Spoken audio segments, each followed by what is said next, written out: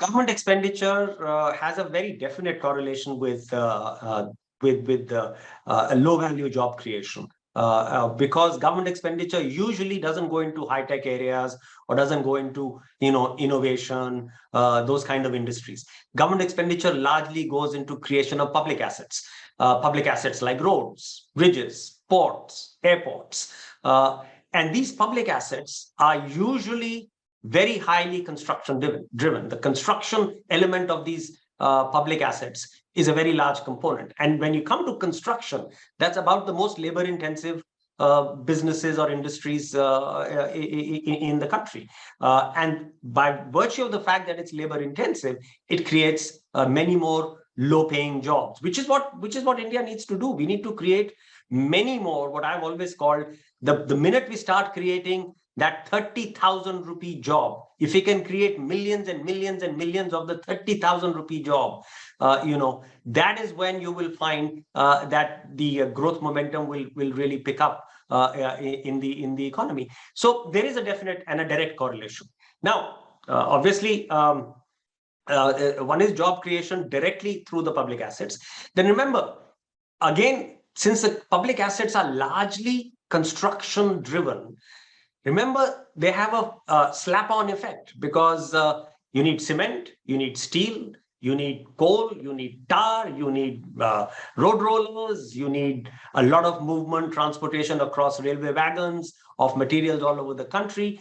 And all of those have spin-on effects on jobs, because steel workers and coal workers, everyone starts getting employment. And then I'm going into a little, rudimentary economics, but people who are freshly employed get new incomes.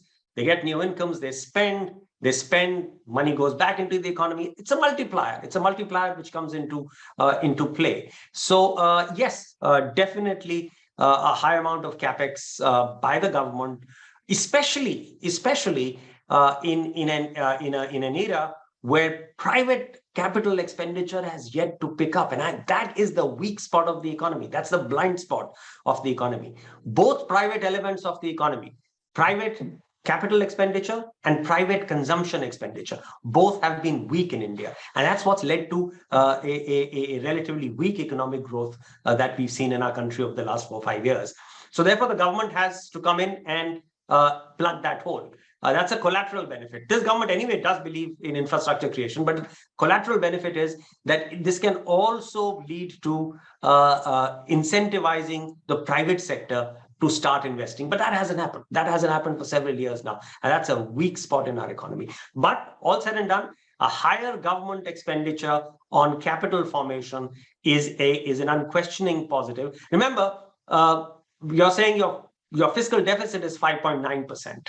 And then 4.5% of the GDP is your effective capital formation.